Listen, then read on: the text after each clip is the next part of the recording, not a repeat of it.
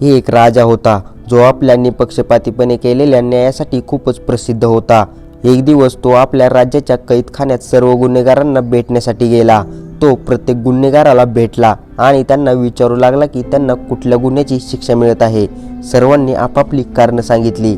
एका कैद्याने सांगितले, महामहिम, खरे तर मी येथे असायलाच नको, मंत्र्याच्या चुकीच्या निर्णयामुळे मी इथे पोहोचलो आहे।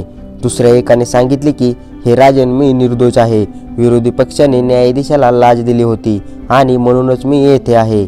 आणखी एका कैद्याने सांगितले की हे तर सर्व एका गैरसमजुतीमुळे झाले आहे, मी काहीच अपराध केला नाही। अशा प्रकारे त्या सर्व कैद्यांनी दावा केला की ते सर्व निर्दोष आहेत, कोणीच आपली चूक आहे हे कबूल केले नाही। तेथेच तुरुंगात राजाची नजर एका साध्यासुध्या दिसणाऱ्या कैद्यावर पडली जो शांत बसला होता।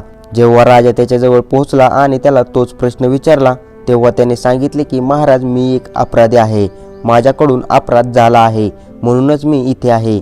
राजाला तेथे तैनात असलेल्या शिपायांकडून कळाले की तुरुंगात तो केवळ एकच कैदी असा आहे की ज्याची वर्तणूक चांगली आहे। राजाने लगेचच त्याच्या सुटकेचे आदेश जारी केले।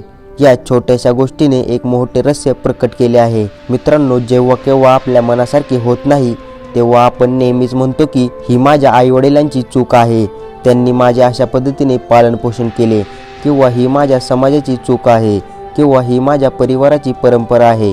अशा प्रकारे आपण जबाबदारीचा स्वीकार करण्यास तयार नसतो आणि त्याचे खापर इतर गोष्टीवर फोडत असतो। जोपर्यंत आपण आपल्या समोर आलेल्या परिस्थितीचा किंवा आपल्याद्वारे केल्या गेलेल्या चुकांचा मनापासून स्वीकार करत नाही, आणि त्यापेक्षाही महत्त्वाचे म्हणजे आपण हे मानायलाच तयार नसतो की माझे चुकीचे विचार, माझ्या चुकीच्या भावना आणि हा माझा चुकीचा दृष्टिकोनच आहे जो या परिस्थितीचे कारण आहे, तोपर्यंत आपण पूर्णतः असहाय्य असतो। जेव्हा आपण ह्याचा स्वीकार करतो की हा माझ्या चुकीचा परिणाम आहे, तेव्हाच आपण त्या परिस्थितीला सुधारू शकतो। जोपर्यंत आपण आपल्या दोषपूर्ण स्थितीचा स्वीकार करत नाही तोपर्यंत आपण या भौतिक अस्तित्वाच्या तुरुंगातील कैदी होऊन राहू। खरी उदारता हीच आहे की आपल्या समोर आलेल्या प्रत्येक परिस्थितीचा हृदयाने स्वीकार करणे। तर आय होप मित्रांनो, ह्या व्हिडिओमधून तुम्हाला खूप काही शिकायला मिळाले असेल। तर मित्रांनो, व्हिडिओ कसा वाटला, काय वाटला, कॉमेंट्समध्ये जरूर कळवा। आणि असेच नवनवीन व्हिडिओ पाहण्यासाठी आपले इझी मोटिवेशन स्टोरी या यूट्यूब चॅनलला सबस्क्राईब करून बेल आयकॉन प्रेस करा। धन्यवाद।